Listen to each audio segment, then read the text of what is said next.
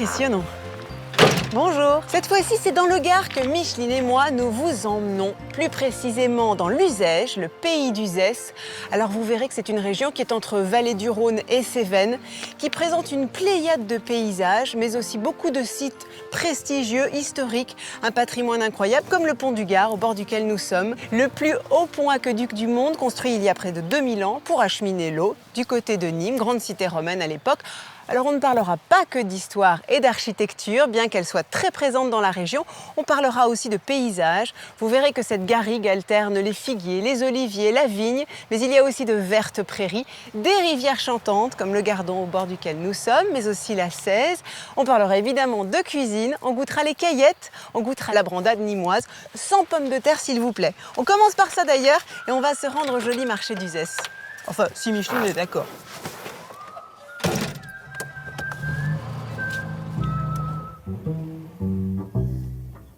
Les baladins qui serpentent les routes viennent de loin parmi les champs de blé. Les bonnes gens regardent et les écoutent, et les étoiles leur parlent de danser. Alors, on va regarder sur la carte. Ça, c'est le Languedoc, qui est constitué de ces départements qui sont le Gard, la Lozère, l'Hérault et l'Aude, et qui sont entièrement tournés vers la Méditerranée. C'est une sorte d'amphithéâtre, de cirque, qui est constitué d'étages, de strates, de gradins, si on veut rester dans le vocabulaire. D'abord, il y a la montagne, avec les Cévennes, bien sûr, de ce côté-là. Ici, il y a même la montagne noire. Après, il y a la garrigue, qui fleure bon la Provence. Ensuite, la plaine, la Camargue notamment.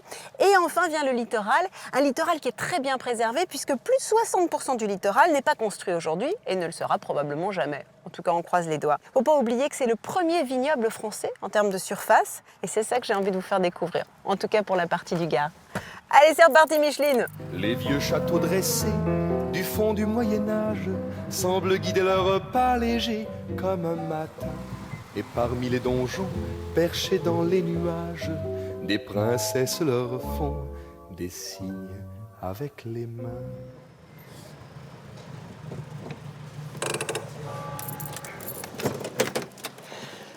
Alors, on va découvrir Uzès.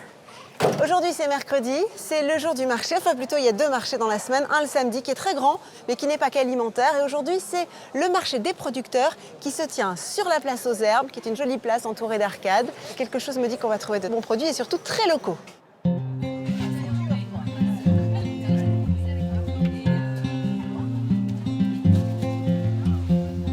Alors moi qui viens du Nord, du Grand Nord, je profite des couleurs, des odeurs, des sourires, du soleil qui est un peu timide aujourd'hui. D'ailleurs, j'avais prévu la petite robette légère, moi on m'a dit Provence, marché, puis résultat j'ai mis toutes les couches que j'avais dans mon sac parce qu'il était un peu frais.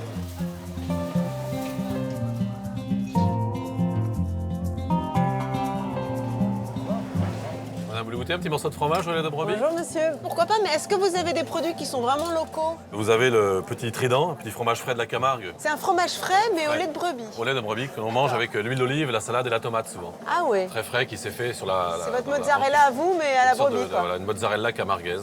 Ah c'est drôle. C'est fait sur Arles et la Camargue depuis le début du siècle. J'avais jamais entendu parler. Oui, c'est Le assez trident. confidentiel. Oui. Son vrai nom, c'est Tom d'Arles, la rousse des Tom fromages. d'Arles, d'accord.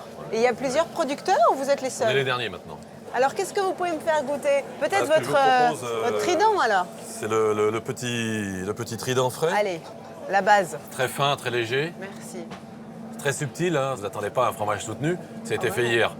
Ça me rappelle un peu cette texture de lait en fait. Hein. C'est très Sauf très que là, il ne tombe goûté. pas. Il se tient. Oui, c'est ça. Oui, un peu plus que le cahier, c'est vrai. Mais enfin, il y a ce côté Et le... très souple. Ah oui, c'est très Ça fin. fond sur la langue. Exactement. C'est bon, hein? Et là- Vous savez, je vais vous en prendre quelques-uns parce que je vais organiser un grand repas à la fin de mon voyage. Et j'aimerais bien, peut-être pas leur faire découvrir parce que je pense qu'ils connaissent, mais après tout, peut-être pas. Ceux-là, ils sont bien affinés aussi, hein? Alors ça, c'est des petits brebis qu'on fait sécher. C'est un peux c'est pas... Oui, je vous en prie. Ah oui, quand même. Au début, c'est doux, mais après, ça Oui, après, c'est... marque une certaine amertume. Hop, allez hop, ça file dans le sac aussi. Merci messieurs, à Je vous en prie. bientôt. Merci de votre visite. Merci. Bonjour mesdames. Je vais vous prendre deux bottes d'asperges, une petite caisse de cerises parce que ça me tente trop. Bon, on a les légumes, on a les fruits, on a les fromages, mais il nous manque le poisson. Enfin, pas n'importe quel poisson, parce qu'il y a vraiment un plat emblématique incontournable ici, c'est la brandade. Vous savez, on dit souvent la brandade nîmoise. Et c'est vrai que Nîmes est à 25 km d'ici. Bonjour monsieur. La brandade de Nîmes, elle se fait sans pommes de terre, juste avec de la morue, de l'huile d'olive, peut-être un peu d'ail. Il y en a une qui en connaît tous les secrets. Selon à peu près tous les gens qui viennent au marché, c'est la meilleure de la région. Elle s'appelle Sandra et évidemment, c'est la poissonnière. Bonjour Sandra. Bonjour Julie. Oh, vous avez un bel étal de poissons, hein, ça fait rêver. Et alors ici, dans la région, qu'est-ce qu'on pêche? Tous ceux qui viennent de Méditerranée, c'est surtout le poisson entier, les rougets, les loups, les merluchons, les maquereaux. Et ces poissons, ils arrivent principalement dans quel port alors? Gros du Roi et Sète. Et Sète. Voilà, Oui. nous on va directement à la criée. Mais revenons-en à celui qui nous intéresse aujourd'hui, le cabillaud, salé et séché, ou plus précisément la morue. Et la morue, elle vient d'où alors? Alors la morue, elle vient de Bretagne, c'est de la morue Il salée. n'y a pas beaucoup de morue dans la région. Hein. Eh, pas du tout quoi, il n'y a pas de cabillaud. C'est meilleur dans les eaux froides. Voilà, Donc celle-là, elle est française. on essaye de choisir du poisson français. Alors, vous en avez pour combien de temps? Mais avant de filer cuisiner ensemble, je laisse la jolie Sandra à ses activités, le temps de servir ses fidèles clients. Allez, à tout à l'heure Julie. À tout à l'heure, Sandra. J'en profite alors pour finir mes emplettes, direction la boulangerie. Bonjour monsieur. Je suis à la recherche d'une spécialité gardoise qui est une fougasse, mais au graton ou au friton, je sais plus. Ce sont des gratons de canard Des gratons. ou de porc. Il vaut mieux utiliser le graton de canard, c'est plus fin. Eh ben, je vais vous en prendre, je sais pas, je vais vous en prendre 4 ou 5 pour mon repas à la fin de mon voyage. Elle est habituellement composée de pâte à pain, puisqu'à l'origine, elle permettait au boulanger de s'assurer que le four à bois était à bonne température avant d'enfourner son pain. Mais ici, elle se fait encore plus gourmande et légère, avec une pâte feuilletée et une forme qui se différencie de l'image que nous en avons tous. Allez, à bientôt. À bientôt, merci, revoir. merci beaucoup.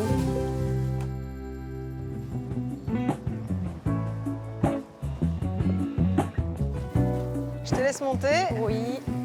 Sandra m'a rejointe du côté de Micheline et nous embarquons ensemble direction sa maison aux abords de la ville. Pardon, madame. All the risks we have taken. Dance with me to the colors of the dust. Mon petit chez moi. Ah, c'est agréable. On sent qu'il doit y en avoir des déjeuners de copains ici. Ah oui. Avec Sandra, la pragmatique, pas une seconde n'est perdue. Nous récupérons la morue qui a dessalé 12 heures au frais en ayant bien veillé au sens du poisson. La peau toujours vers le haut. Si on met la peau vers le bas, eh bien, le sel va y rester et il ne va pas du tout être dessalé, ça ne va pas marcher. Ah, ça, je savais pas du tout. Voilà. Et là, tu as choisi un morceau qui est plutôt vers la tête, près de l'aileron. Parce qu'il y a beaucoup plus de goût. Ah, je savais que c'était Voilà. pas arbitraire. Voilà. Donc ça, c'est vraiment le morceau de la poissonnière, quoi. Voilà. Il y a le morceau du boucher et le morceau du poissonnier. Donc là, on va la mettre à bouillir dans oui. un bouillon avec D'accord. du thym et du laurier. Du thym. Du thym. Moi, j'aurais dit avec du thym. Toi, tu dis avec du thym. Avec du thym. Et tu sais quoi, c'est beaucoup plus chantant dans ta version quand même. Hein. Donc là, il faut que l'ébullition reparte. Et une fois qu'elle est repartie, on compte combien de temps à peu près de cuisson? Une trentaine de minutes. Finalement, cette brandade, d'abord, elle fait l'objet de beaucoup de controverses. Et oui, il y a plusieurs façons de la faire et chacun a sa recette. Enfin, aujourd'hui, on sait quand même que la vraie brandade, en tout cas la brandade nîmoise, la toute première, c'était vraiment de la morue De la morue, De l'huile d'olive. et de l'huile d'olive, et de l'ail. et de l'ail. Bon, j'en mets pas. Tu t'en mets pas? C'est vrai? Et non. Ah bon? Moi, je pense qu'à sur Nîmes, on l'a fait comme ça. Ah ouais. Ah oui. Pour confectionner une brandade de morue à la nîmoise comme Sandra, et Dieu sait que c'est bon, nous prendrons 600 g de morue salée vendue avec sa peau, 4 feuilles de laurier et une cuillère à soupe de thym, une cuillère à soupe de flocons de purée de pommes de terre, du lait demi-écrémé, 60 centilitres environ. Comptez aussi 30 centilitres et 2 cuillères à soupe d'huile d'olive, 70 centilitres d'huile de tournesol et du poivre, pas de sel évidemment.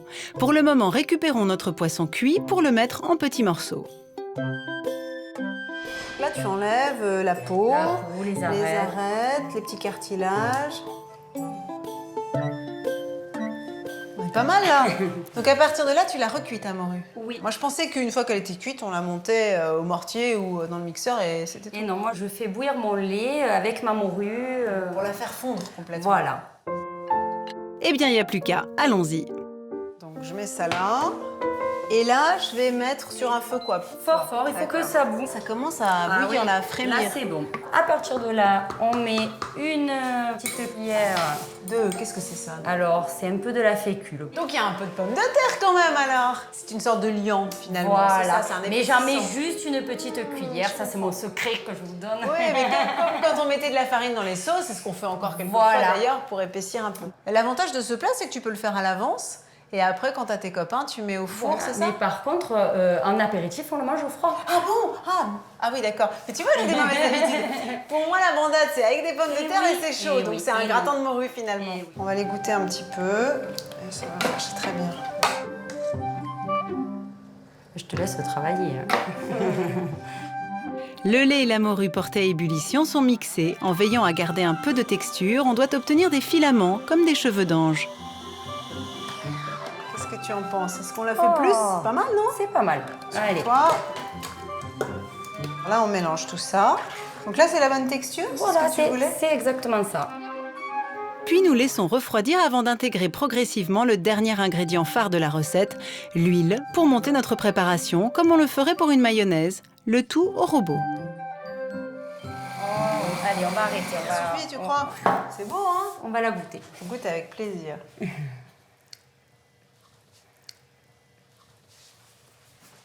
Elle est quand même relevée. Non, mais elle est pas mal. Ah, c'est Qu'est-ce vachement que bon. oui. Alors, avec un petit croûton. C'est un truc de fou tellement c'est bon ça. On est censé la manger en famille quand même là. Pas que j'invite le coup. Et non, il faut qu'il nous en reste, sinon. Et puis je te rappelle qu'on a aussi un banquet avec 10 personnes. Oui. Il va falloir qu'on leur apporte ça et qu'on leur fasse goûter. Hein. Voilà. Ah, c'est à mourir.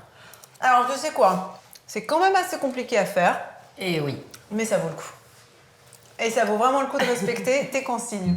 Bon, on met la table? Allez, c'est parti. Allez.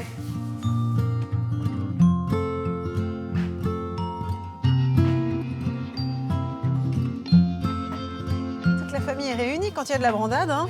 Alors, est-ce que vous l'aimez la brandade de maman, les filles? Ouais, moi je me suis laissé dire que toi t'étais moyen brandade quand même. Écoutez tout à l'heure. Ça passe? Est-ce que c'est le comble des poissonniers? C'est-à-dire qu'il paraît que t'aimes pas le poisson? Non, pas Ça changera. Quand je pense à l'idée que j'avais de la brandade de morue, à un gratin, limite je mettais de l'emmental dessus, tu vois. Alors moi je suis assez généreux dans les toasts. Eh ben tu sais quoi, ça me va. Et qu'est-ce qui vous a amené à faire ce métier? Nous c'est de père en fils. Ah ouais. De ton côté? De son côté. Le grand-père, Ah le bon. père. Mais la pas suite. pêcheur, Pas pêcheur. poissonnier, vous vendez le Poissonnier. poisson. Oui. Bon, merci. Merci. Et les filles, hein, on va dire aux apéros poissons alors.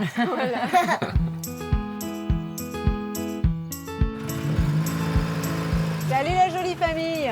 Au revoir. À bientôt, merci.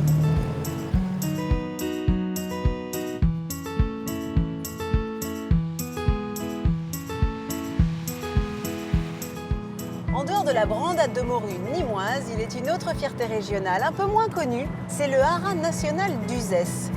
Il y a en France 6 haras nationaux, dont la fondation date de Louis XIV, qui avait évidemment la nécessité d'avoir les meilleurs chevaux pour son armée. Napoléon l'a revitalisé, alors on y élève des chevaux, on les dresse, on fait aussi des démonstrations, des compétitions. Et je voudrais vous faire découvrir ce lieu prestigieux par le biais de l'un de ses pensionnaires. Vous allez comprendre qu'il appartient à une grande lignée de gens du cirque, puisqu'il s'appelle Lucien Grus. Monsieur, monsieur, vous oubliez votre cheval. Ne laissez pas ici cet animal, il y serait vraiment trop mal. Depuis plus de 300 ans, les haras nationaux se sont adaptés afin de répondre successivement aux besoins de l'armée française, des agriculteurs, des éleveurs, des associations, des cavaliers et des passionnés. Aujourd'hui, le haras d'Uzès, avec ses 16 hectares, est principalement tourné vers la formation et le loisir. Avec des chevaux de selle et d'attelage, il est également ouvert au public pour ses nombreux concours hippiques. Vous n'êtes pas non plus un amiral, vous oubliez votre cheval. Mais pour le moment, comme je vous le disais, c'est un circassien de renom que je rejoins. Vous oubliez votre cheval.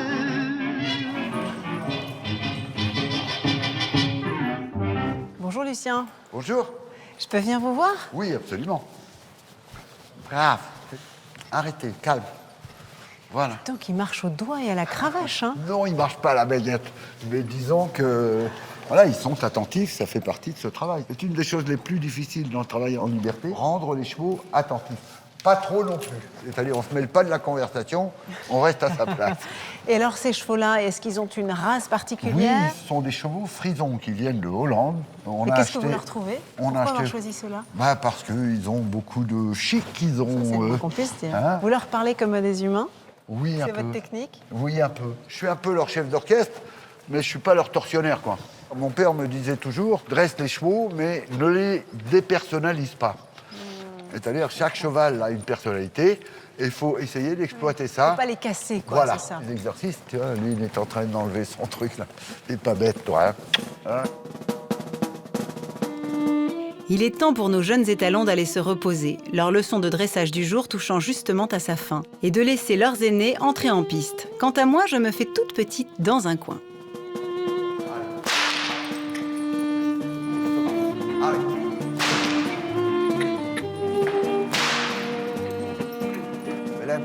Voilà. Bien. Oh. Brave. Bien, mes petits. Allez. Doucement. Brave. Doucement.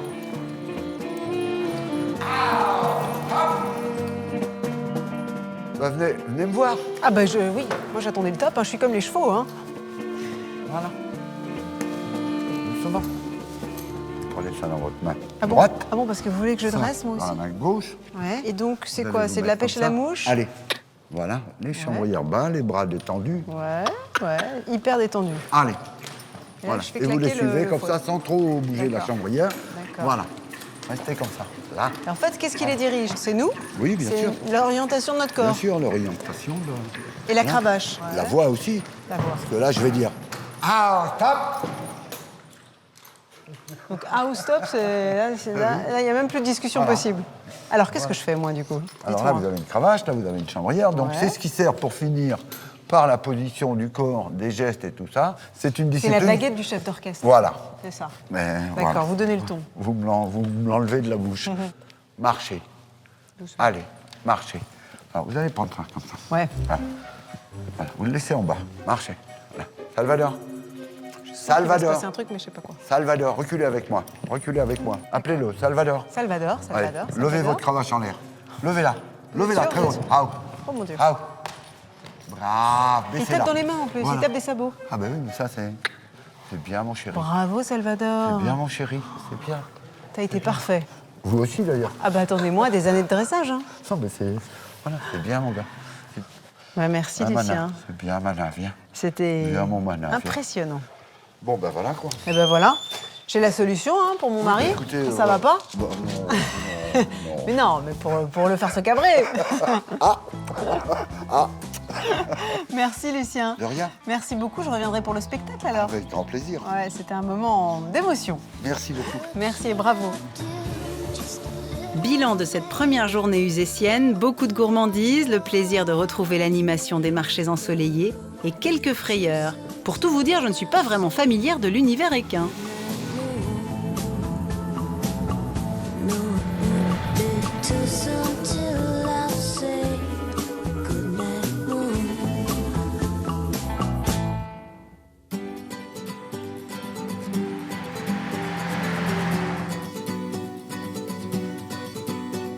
Sors, il y a tant de choses à voir dehors.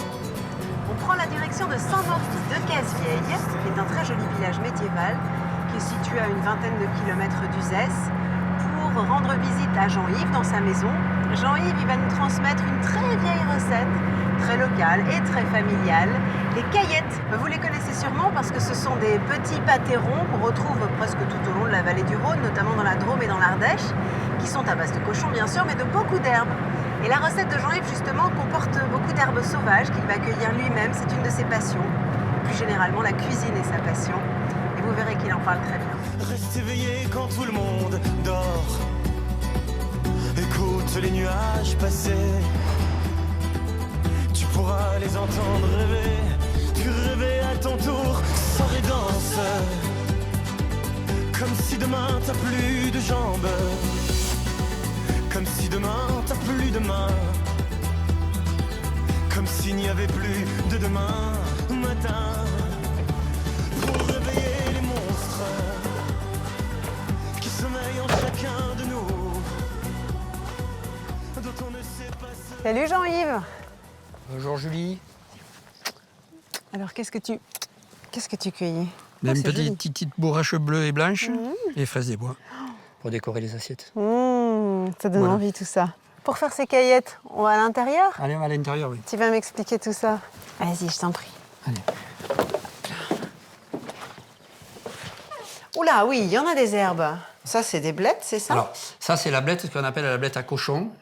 Il n'y a pas beaucoup de blanc. C'est vrai, il n'y a pas de côte. Moi qui n'habite pas la campagne, qui ne peut pas forcément ramasser des blettes sauvages ou des blettes à cochon, est-ce que je peux utiliser la blette traditionnelle de culture? Il y a la poirée, la côte blette poirée, on appelle ça chez nous la côte bouchère. C'est-à-dire elle a beaucoup de vert et très peu de blanc de côte. Ouais. C'est pas la grosse Donc c'est celle qu'il faut privilégier. Il faut prendre celle-là, la poirée. D'accord. Alors ça, c'est la seule chose que je ne suis pas allé cueillir, puisque c'est des épinards que j'ai trouvés dans le commerce. D'accord. Par contre, là, tu vois, on a l'épinard sauvage. Kénopode, voilà. ouais, qui a un goût plus marqué. Un peu plus marqué.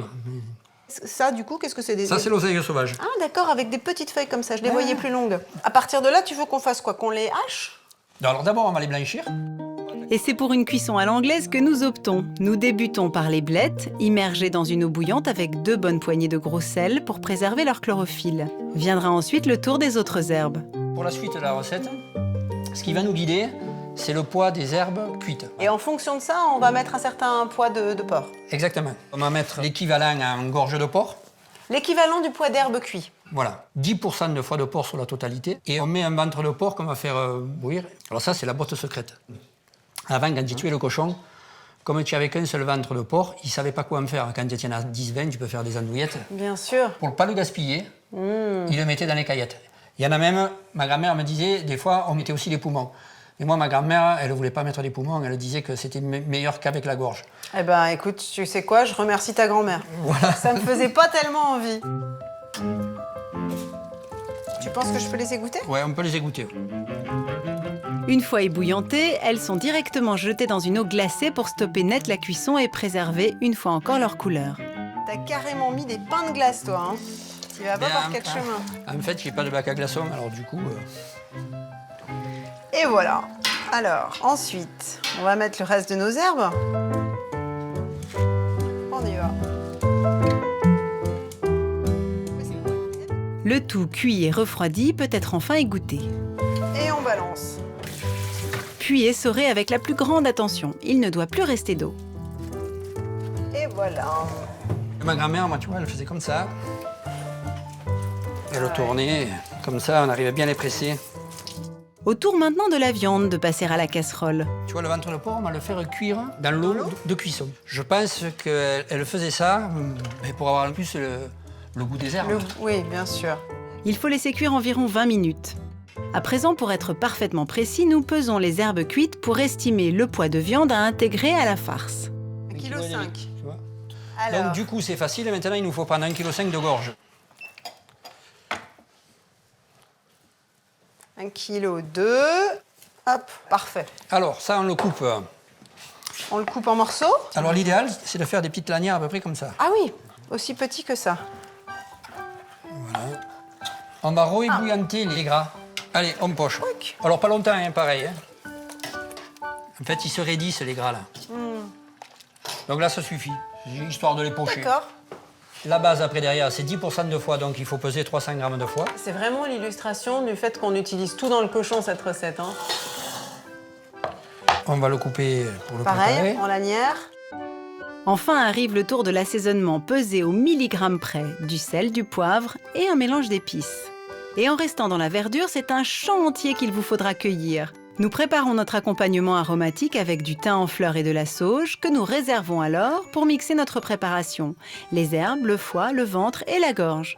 Reste alors à malaxer à la main et ça, comme d'habitude, c'est pour moi. Avec un petit doigt, tu... Bah oui, tu peux vraiment intégrer la viande aux herbes et mélanger intimement, comme on dit. Est-ce que j'ai bien pastrouillé, chef? Un peu plus. Un peu plus? Ah bon? En fait, il Il faut vraiment que ce soit bien, bien écrasé, quoi. Tu vois? Ah oui, carrément. Ah oui. oui, toi, t'as passé la seconde, là. Tu vois, en même temps, ça fait comme un bras. Voilà. Pourquoi tu fais ça? Parce que je veux que le sel et le poivre se mélangent bien quand même. bien. Parce que si tu tombes sur un endroit où le sel est resté collé, c'est pas le plus intéressant. Faut pas hésiter, quoi. Non, il faut pas hésiter. Nouvelle étape, on se prépare au lancer de pois. Il va falloir bouler. C'est selon un peu ta main, quoi. On boule d'abord une fois comme ça. C'est des boules qu'il faut à peu près 120 grammes. Hein. Après, tu les cuis comme ça ou Ah non, après, on va les coiffer d'une crépine. Tu les coiffais d'une crépine, c'est qui est là. Voilà. Moi, ma mère disait, tu vas les coiffer d'une dentelle. Ah, c'est joli. Bon, il y en a assez. Donc la crépine, on les sort aussi. Donc, on prend la boule, puis on l'entoure tout simplement. Et avec le couteau. Ouais, faut pas faire trop de couches, hein. Non, parce qu'après, ça sert à rien, quoi. D'accord. Et là, tu reboules. Et on sent qu'il y a du métier. Tu mets pas de matière grasse, rien du tout? Rien du tout. Tu D'abord l'enrobes. la boule, tu l'enrobes. C'est joli. C'est incroyablement Tu comprends joli. pourquoi elle disait coiffer de dentelle? Ah ouais, non mais c'est magnifique sur ce fond vert, là, comme ça. Ta crépine, tu l'as fait un peu tremper dans le vinaigre avant? Oui, un peu dans le vinaigre. Ouais. Et en fait, la couche, tu vois là, tu la mets dessous pour qu'on voit le côté pour beau. fermer, mais bien sûr. Voilà. Il faut qu'il soit bien serré dans le plat, c'est important. Elles seront plus régulières. Hein. Sinon, elles s'affaissent. Ouais, alors je vais te montrer une combine. Ah, Et on va comme ça, bouler. elles sont plus rondes. Les grand-mères, elles faisaient comme ça pour leur Ce qu'on donner. appelle le cou du ventre. Voilà. Et en fait, tu Et reprends. là, ah oui, là, c'est nickel, là. Voilà, il a à peu près nos Ah oui, caillettes donc qui elles sont bien dodues. Voilà, elles sont bien dodues. Donc maintenant, on peut les enfourner. Allez, on y va. Nos caillettes cuiront au total 2 heures, 1 heure à 120 degrés et une autre à 150 degrés. Allez-y, notons la recette. Pour environ 25 caillettes, Jean-Yves recommande de mettre la main sur 2,5 kg d'herbes sauvages crues, oseille, blettes, épinards, roquettes, pissenlits, ce qui représentera environ 1,5 kg une fois cuit. Donc 1,5 kg de gorge de porc, 300 g de foie de porc et un ventre. Pour l'assaisonnement avec précision s'il vous plaît, 32 g de sel, 2 g de poivre et 6 g d'épices Rabelais ou de 4 épices. Comptez aussi 2 g de thym et 4 g de sauge. Et enfin 200 g de crépines de porc. En un mot, mieux vaut avoir une balance pour réussir cette recette. Bon, moi, je me suis installée, hein. Ça faisait tellement envie. C'est les pieds sous la table que j'attends impatiente de goûter par l'odeur alléchée. On met un petit coulis de tomate, hein, ça va bien avec. C'est un petit chaud et froid. Tu me fais une boulette sauce tomate, finalement, c'est ça? On va dire ça, oui. Le bolo. Qu'après, on pose là. Elles sont bien dorées, dis donc. C'est joli, hein? Merci. J'ai envie de voir l'intérieur, surtout. J'ai l'impression d'un, tu sais, une petite pochette surprise. Ah ouais, c'est intéressant, ça, parce que à le voir comme ça, on a l'impression de manger plus d'herbe que de viande. C'est bon. Oh là là, qu'est-ce que c'est fondant. Et effectivement, la viande est là, mais on la sent à peine. À peine, oui. C'est vraiment les herbes qui, quand même, au goût, dominent. Eh, dis donc, vous mettez la barre haut, hein, dans la région. Hein. Ce que j'aime aussi, c'est que tu as le côté presque un peu croustillant, doré, sur crépine. le dessus de la crépine. Et l'intérieur, c'est bien moelleux. Bien moelleux. Bon, bah, comme tu vois, j'ai pas aimé du tout. Hein? Ben, Je me suis forcée, je suis polie. Non, j'ai adoré et j'aimerais bien justement en regoûter et surtout en faire partager à mes copains. Parce qu'à la fin de mon voyage, on va organiser un repas, un grand banquet. Comme j'ai vu que tu avais fait un grand plateau de caillettes, si tu pouvais le rapporter, Ben, avec plaisir. et bah, ce serait un plaisir partagé. Je te fais un bisou quand même. Et merci. Merci à toi de te Merci pour cette découverte que j'ai hâte de faire partager. Salut Jean-Yves.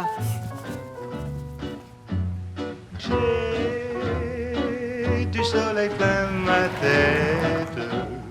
Maintenant, c'est du côté du village de Saint-Quentin-la-Poterie que je vous emmène.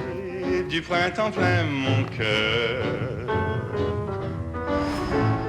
Dès que je chante une chansonnette, j'ai de la joie et du bonheur. Je suis sûre que vous connaissez désormais l'intérêt que je porte au métier de céramiste, raison pour laquelle un passage par ici me paraissait incontournable. Il y a une trentaine d'années, sous l'impulsion de quelques passionnés, le village a recouvré sa vocation d'antan.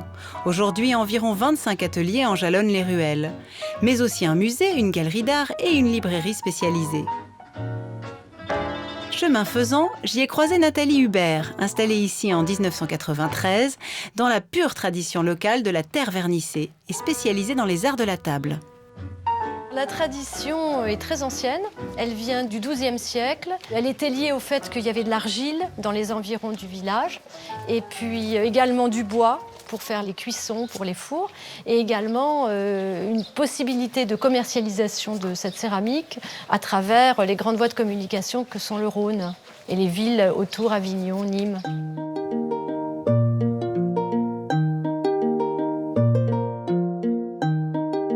Alors voilà un bel exemple de la céramique toujours présente dans le village. Là, c'est un potier qui maintenant est à la retraite et qui a refait différentes décorations, soit traditionnelles, soit réinterprétées, de la céramique de Saint-Quentin. Pas le temps de poser mes valises, je reprends déjà le volant.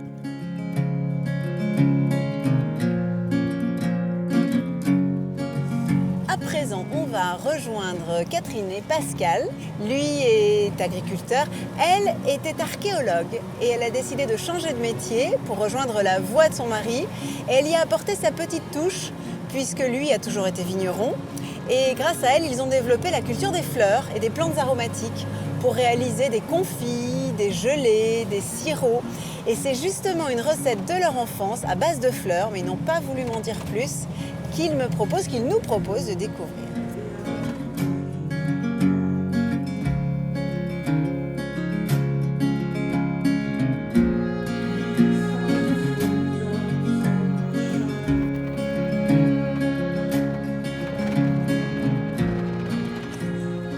Salut les amoureux! Bonjour! Bonjour! Salut Catherine, je m'arrête là? Je peux venir vous voir? Voilà, sur le côté, c'est bien là.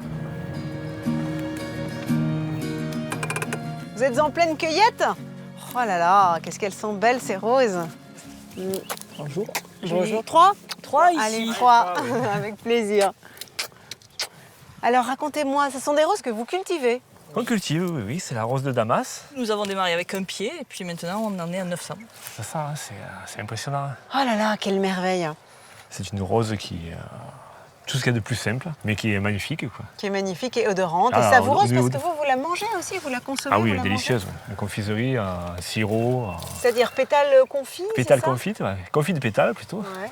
Mais là, il faut demander à Catherine, c'est elle qui cuisine. C'est moi. Moi, je cueille, je Chacun cultive Ah oui, et je ça, goûte. C'est Ouais. pas mal. Bon, alors je vais vous aider à cueillir.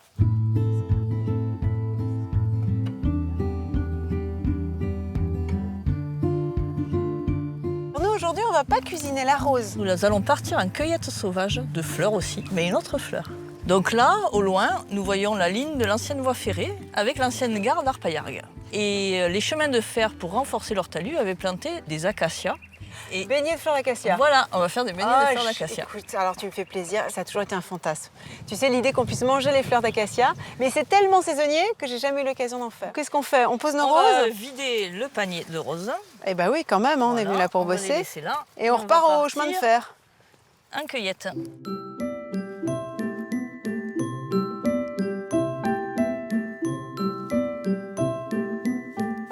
Ça me rappelle un peu la glycine.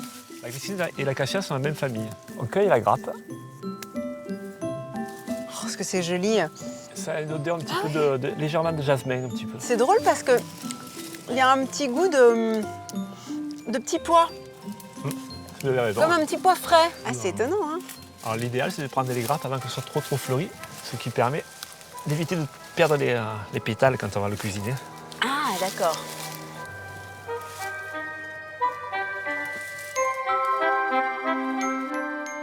Et on est pas mal là, qu'est-ce que vous en pensez?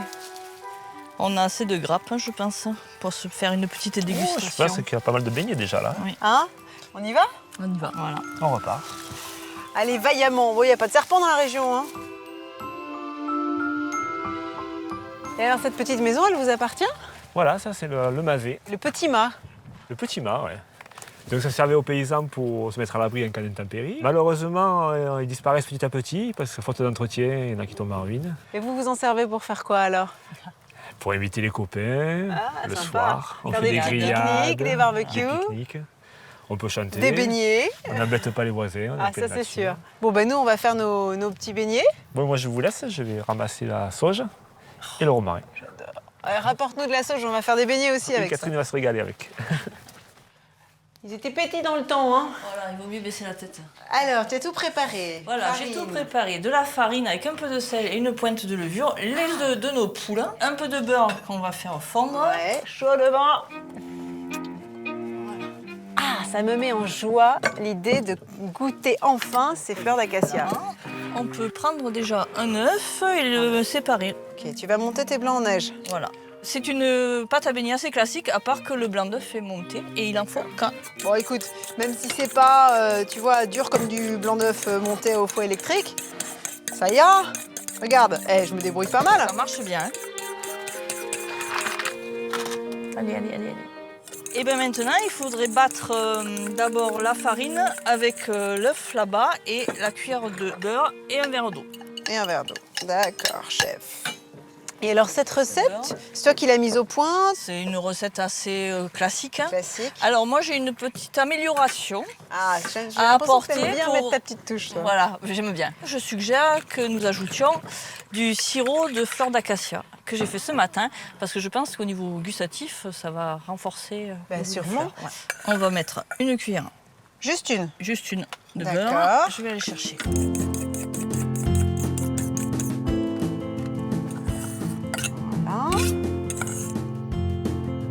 Reste alors à chauffer l'huile pour la friture, de l'huile neutre, en l'occurrence de tournesol, qui doit monter en température pour bien saisir la pâte à beignets. Donc on va les tremper comme ça. Délicatement, tu les caresses, hein, un peu comme un tempura. Et on y va. Et voilà. C'est joli. Regarde, il s'épanouit. On peut en mettre deux en même temps. Oui, je Faut pas faire un gros paquet, faut pas faire ce que j'ai fait, quoi. C'est ça? C'est bon aussi. C'est pour les gros gourmands. Là, il faut que ce soit blond, mais pas trop non plus. Hein. On va retourner encore. On les sort, ça y est, tu penses? Que ça grille pas trop. Je mets sur l'assiette. Pour atteindre des sommets de gourmandise, manger la nature et réaliser des beignets de fleurs d'acacia comme Catherine, nous attendrons la bonne saison, avril-mai, pour cueillir 100 g de fleurs d'acacia. Et ensuite prendrons un œuf, 125 g de farine, une pincée de sel, une pincée de levure chimique, une cuillerée à soupe de beurre, 30 centilitres d'huile de tournesol et éventuellement 2 cuillerées à soupe de sirop de fleurs d'acacia. Et dis donc, c'est magnifique, c'est poétique, c'est tout ce qu'on veut, mais moi j'ai quand même envie de goûter avant qu'on se mette tous à table. Je peux? Vas-y. Alors, tu manges pas la tige, c'est ça? Non, on mange que les fleurs. Oh, est-ce que c'est bon? Alors, est-ce que... Je vais essayer aussi. Mais alors là, je retrouve vraiment l'odeur de ton sirop. Mais il y a un côté... t'as l'impression de croquer un fruit. Et notre pâte, elle est d'une légèreté. Oui, ça va bien sur ce genre de Ah, elle est super ta beignet. recette. J'en prends un deuxième juste pour être vraiment sûre que c'est réussi. Oh là là. Oh là là, c'est terrible ça. Bon, alors moi, j'aimerais bien quand même goûter un beignet de rose. Hop. La rose défendue. Il faut effeuiller. Effeuillée, donc je prends tous les pétales. Comme ça? Voilà, comme ça. Et on les met carrément dans la pâte. Hein. Voilà, et on mélange. Ah oui, donc tu vas faire une sorte de galette en quelque sorte, c'est ça? C'est un peu ce principe-là, à part que... Ça se détache moins. Voilà. Et après, on fait des boules de... Comme tu disais, il faut pas trop les cuire. Non. C'est fou parce que tu as l'odeur à la fois de l'acacia et de la rose qui vient. Puis c'est extraordinaire de pouvoir faire ça dans la nature. Ça, c'est un vrai privilège. C'est un endroit privilégié, là, oui. Ah ouais. C'est bon, tu crois? Bon, je pense.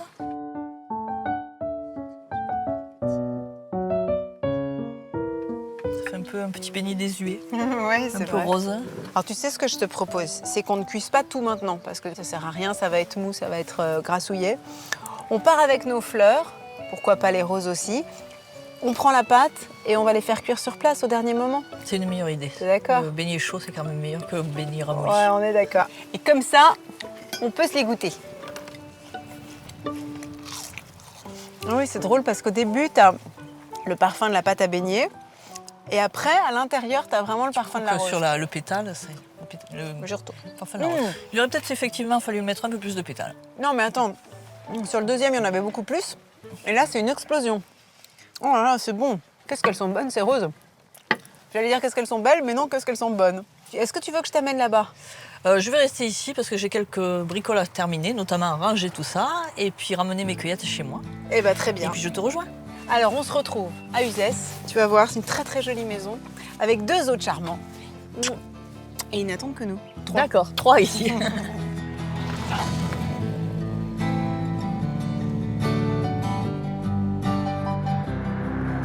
Avec son ensoleillement quasi permanent, sa multitude de climats et ses sols très fertiles, on peut dire que le Gard permet à tous les légumes et les fruits de pousser. Mais il y a un autre ingrédient, un autre aliment qui pousse très bien ici, qui est moins connu, mais qui commence à intéresser sérieusement l'industrie pharmaceutique et agroalimentaire, c'est la spiruline. Il s'agit d'une sorte d'algue qui possède beaucoup de vertus, qui pour l'instant est utilisée principalement en gélules, en complément alimentaire notamment. Mais grâce à Émilie et Franck, on va comprendre que c'est aussi un aliment, un condiment à part entière. Oh, baby, baby, it's a wild world. It's hard to get by just upon a smile. La spiruline était déjà consommée par les Aztèques et les Mayas, mais sa découverte par l'Occident est très récente. Il a fallu attendre 1961 pour qu'une équipe de chercheurs la découvre en Afrique, au Tchad, où depuis la nuit des temps, la population qui la consomme est en bonne santé. C'est du côté d'Alès que notre jeune couple a mis sur pied l'exploitation il y a 1 an environ. Ils sont une centaine de producteurs aujourd'hui en France et seulement 5 dans le Gard. La spiruline, c'est une micro-algue. Donc c'est une algue microscopique, donc on a du mal à la voir à l'œil nu, et elle n'a pas une texture comme les autres algues, puisqu'elle mesure seulement 0,2 mm. Elle ressemble à un ressort. Elle est spiralée, c'est ce qui lui a donné son nom de spiruline. C'est un des aliments les plus riches qu'on sache cultiver à l'heure actuelle, puisqu'il contient quasiment tous les éléments nutritionnels dont l'homme a besoin. Donc, et puis il a d'autres vertus, c'est qu'il détoxique le corps et il renforce le système immunitaire.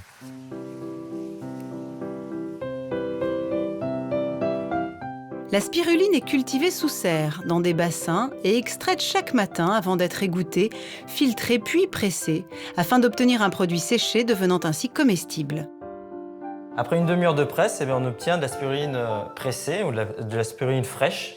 Donc la spiruline fraîche est la première étape où elle est consommable. Donc on a une texture qui peut faire penser à de la pâte à modeler à peu près, voilà. C'est un produit de très grande qualité avec beaucoup d'éléments nutritionnels. Moi, c'est un produit que j'adore. Et pour l'instant, on n'a pas encore développé le circuit de distribution pour la spiruline fraîche. Voilà, c'est quelque chose qui va se faire. La contrainte avec ce produit, c'est que c'est un produit qui se garde que 3 jours. Pour que ce soit un produit plus facile à commercialiser, on fait sécher la spiruline. Cette pâte est ensuite transformée en spaghetti pour pouvoir être intégralement séchée et pourra ainsi se conserver durant 1 an et demi sans aucun ajout complémentaire.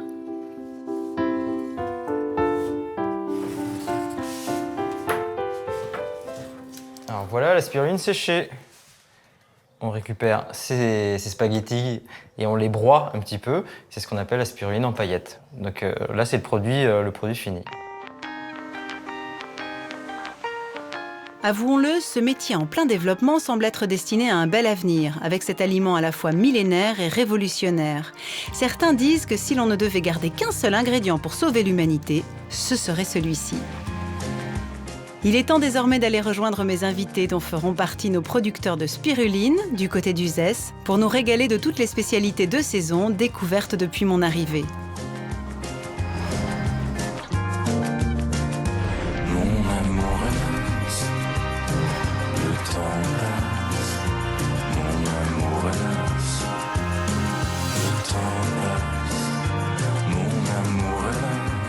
On est à l'Artémise, c'est une chambre d'hôte, restaurant aussi, qui a été créée il y a assez peu de temps finalement par Benoît et Pierre, mais la maison elle est très ancienne. Elle est installée à quelques centaines de mètres du centre-ville d'Uzès. Et ce ne sont pas des garçons du pays, mais ils sont passionnés, amoureux de cette région. Ils ont beaucoup donné à cette maison, ils en ont fait un véritable paradis et ils ont envie de partager, ça tombe bien, on est là. Salut les amis. Je parlais de paradis, on y est là, vous êtes pas mal. Et le groupe est presque au complet. Olivier et Sandra, nos poissonniers. Ah oui, oh là là, 3. Nathalie la potière. Pascal, monsieur Acacia. Jean-Yves, le spécialiste des caillettes. Salut Jean-Yves. Et nos 2 hôtes. Bonjour et merci de nous accueillir. Hein. C'est pas vraiment. bonjour. Alors attendez, parce que je sais que je suis chez Pierre et Benoît. Alors, je je sais suis pas... Voilà, Pierre Benoît, et Benoît. Voilà. Oh, quelle merveilleuse maison. Ça fait très un peu plus de accueillant. 10 ans qu'on est ici et on ne s'attendait pas à être aussi bien accueillis aussi. Ah oui, c'est pas évident Voilà. quand on vient de l'étranger. De l'étranger, de Paris et même de Londres, Ah ouais avec l'accent. Alors tu es venu avec les fleurs. Avec les fleurs. Rose et acacia ou t'as pris qu'acacia? Ah non, j'ai pris les deux. Ah, Il faut quand même je l'adore. déguster Ça, les deux. c'était un grand moment. Je vous en dis pas plus parce que pour moi, c'était une découverte. Oh, c'est le printemps que tu croques. Ah, c'est plein de poésie, ouais, c'est le printemps. C'est ça. Bonjour. Enfin, nous sommes rejoints par nos 2 derniers convives, venus en famille. Bah oui, ça va. Salut ma petite puce. Tu les manges? Oui, tu es un petit peu. Salut Franck. Alors, je vous présente donc, vous l'avez compris, Franck et Émilie qui sont spiruliniers. Alors là, je vois le désarroi dans les yeux. Et j'aurais fait pareil il y a quelques jours. Du genre, comment on doit réagir? Et vous êtes étrange dans la région. Vous mangez les fleurs, vous mangez les algues. Avec la brandade, c'est parfait. Avec la brandade, c'est vrai, on peut le saupoudrer sur la brandade. On va peut-être passer à table en parlant de brandade.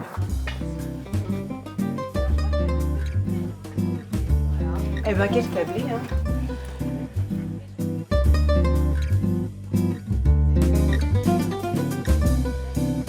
On a la brandade, parce que j'ai cru comprendre qu'on pouvait pas faire un repas ici sans brandade. On a aussi les fougasses au graton, que vous connaissez peut-être les uns les autres. Oui. Ah ouais. C'est un must en fait. Ah, c'est ça, c'est un must. C'est un must, oui. Dans le Au café. petit-déj, non, Ah oui, tu me c'est charries. ça. Ah mais ça me fait pas peur, moi. Eh ben, servez-vous. Attends, on va pas oublier. On va mettre un peu de... Allez, quand même, l'argumentaire sur la boîte, je vous le dis parce que c'est vendeur. La spiruline est l'un des aliments les plus complets au monde. Pour l'ONU, c'est l'aliment du 3e millénaire. Donc nous entrons ensemble, à ce moment-là, dans le 3e millénaire. Et c'est quelque chose quand même, ça soude. Et c'est moi qui commence? Eh ben, voilà, c'est toi. En fait, c'est toi le testeur, le goûteur. Mais alors là, on l'a saupoudré pour s'amuser, puis c'est vrai que c'est joli d'ailleurs sur la brandade. Mais comment tu pourrais l'utiliser en dehors de ça? Bah, en fait, on peut effectivement la saupoudrer sur tous les plats qu'on veut, mais il faut pas la faire cuire. Donc des salades par exemple, du riz cuit. Voilà, du riz cuit, des pâtes cuites, enfin peu importe. Là, celui-là, c'est la tapenade, donc c'est de la tapenade d'olive noire, mélangée avec de la spiruline réhydratée. Et là, on peut toaster ça sur les petits morceaux de pain qu'on a préparés. Mais c'est vrai qu'avec la brandade, c'est délicieux, mais surtout que c'est vrai qu'elle est vraiment bonne, la brandade. Oui, extraordinaire. Ah ouais, hein, super. on est d'accord. Voilà. C'est le bonheur, hein, Moi, c'est je, vraiment... je pensais effectivement avec un peu de truffe à la saison, là, en janvier-février. C'est très très bien l'alliance parce que la truffe, faut pas la cuire, donc il faut juste la réchauffer. Donc un petit toast de brandade qu'on passe au four avec quelques tranches de truffe et un peu de gros sel dessus, c'est un régal. Faut que tu reviennes en janvier. Ah en fait. ouais, là tu m'as convaincu là. Écoute, en tout cas, même sans truffe, elle est absolument exquise. Et la spiruline sur la brandade, super bon. Vraiment, ouais, parce que ça apporte un petit croquant. Ouais, c'est un petit croquant. Et alors, qu'est-ce que tu nous apportes là? Alors, les caillettes de Jean-Yves. Ouais, le coulis. Ça, c'est le coulis. Et le coulis de Jean-Yves aussi. Voilà. Tout est fait maison. Alors, les caillettes, ça fait partie quand même de votre répertoire culinaire commun? Ah oui, moi je pense, oui. On a toujours mangé des caillettes. On a pas tué le cochon l'hiver. Je me rappelle, ma mère était partie dans les garrigues, ramasser les salades sauvages pour l'intégrer aux caillettes. Ah, mais là, tu vas être servi. Pas mal. Ah là, il y a de l'herbe, hein. Là, je peux te le dire. Ah, Hein. de toute façon, il faut qu'il y ait beaucoup d'herbe. Ouais, c'est presque une couleur spiruline. Oui, un petit peu. Julie, je te sers? Oui, avec plaisir. Merci beaucoup. Et je vais prendre un petit peu de coulis de tomate. Ah. Qu'est-ce qui fait qu'on vient à Uzès? Pour le château, pour le soleil, pourquoi? On est arrivé à Uzès et on est tombé amoureux de cette ville parce qu'effectivement, souvent on dit c'est la belle endormie, mais parce qu'elle a été protégée complètement depuis des siècles et des siècles. Et à part peut-être Sarlat, il n'y a pas d'autre ville en France, je pense, qui a gardé une unité architecturale aussi belle. Parce qu'effectivement, dans les années 60, Malraux est arrivé à protéger, et ce qui fait qu'on n'a pas eu toutes les destructions qu'on a pu avoir dans les années 70 ou très peu. Alors c'est vrai qu'André Malraux, qui était donc notre ministre de la Culture quand même à une époque, a fait beaucoup pour Uzès, c'est ça? Mais je crois qu'il était ami avec une des descendantes de la grande famille des ducs d'Uzès. Avec la duchesse d'Uzès de l'époque. Avec la duchesse. Très amie. Très amie avec la duchesse On n'ira pas d'Uzès. plus loin. Ça n'est pas le sujet. Mais... C'est une région qui mérite vraiment d'être découverte. Comme les caillettes de Jean-Yves. Ils sont délicieux. Voilà les fromages. Alors, c'est le Trident, donc c'est un fromage de brebis mais frais. Et moi, j'apporte un petit confit de thym pour déguster aussi. Ça va très très bien se marier avec. Et plus étonnamment... Confit de thym. Confit de lavande, ça va bien avec les fromages. Ah bon? Alors là-bas, qu'est-ce qu'il y a? La tome, et là, c'est des petits pélardons, je pense qu'ils ont vu du pays, ceux-là. Et alors, la région est connue, et elle était connue surtout pour ses herbes aromatiques, mais elle est aussi connue pour ses céramiques. Oui, tout à fait. Elle est connue pour ses céramiques, alors... Mais quand on habite Saint-Quentin, la poterie, on est obligé d'être potier? Il y a Ça 3000 inspire. habitants. Ça fait de la concurrence. 3000 habitants. Et on est beaucoup moins nombreux qu'à la fin du 19e siècle. Ah oui? Ouais, je crois qu'il y avait presque 80 ateliers dans les moments où il y a eu le plus de potiers à Saint-Quentin. Et les ateliers, c'était des ateliers familiaux. C'était les enfants, les femmes qui aidaient. Il faut dire que la poterie, c'était quelque chose qui n'enrichissait pas beaucoup les potiers, hein. Ils étaient agriculteurs et potiers l'hiver. C'était une activité un peu de complément. double, de complément, oui. Oh, et voilà les beignets de Catherine. Voilà. Alors, tu as fait rose et acacia. C'est la madeleine de chacun. Hop là, je vais prendre un de chaque, parce que ça me fait trop envie. J'ai eu la chance déjà d'en goûter, mais alors là, du coup, la rose, par contre, jamais. Ah ouais. C'est beau, quoi. C'est vraiment... Parce que ce qui est beau dans l'acacia, c'est que ça garde la forme de la fleur. Complètement, c'est fait On des est petites encore dans clochettes. quelque chose de graphique. Après, une fois qu'on a goûté ça, quand on voit les acacias en fleurs le long des routes, on voit tous les beignets. L'arbre à beignet. L'arbre à beignet, ouais. Il y a l'arbre à pain, il y aura l'arbre à beignet. C'était bon. Bon, nous, on va malgré tout tourner la page, changer de paysage. On va quitter ce pays de bonne chair et de bonne humeur, où on va de vieilles pierres aux aliments du futur. Puis je peux que vous engager à faire la cuisine, bien sûr, que ce soit ici ou chez vous, à dessaler la morue pour faire la brandade comme les Nîmois, à aller cueillir les fleurs d'acacia ou les fleurs de rose, cueillir les herbes sauvages aussi, à faire la cuisine des anciens, la cuisine qui nous rappelle d'où nous venons. Et puis sinon, vous savez que les recettes sont disponibles sur notre site. Soyez là pour la prochaine. Salut!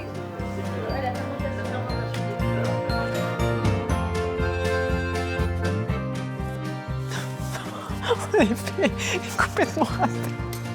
Il a une assez jolie couleur. Ça. Je peux sentir? Je l'ai pas encore ouvert. Maman, c'est pas grave, je suis comédienne. C'est parfum. Allez, hao. Bon, c'est bien. Super, c'est fait, ça c'est fait. On va rentrer à la maison, nous. Hein. Bravo. Moi, je vais dresser les cadreurs.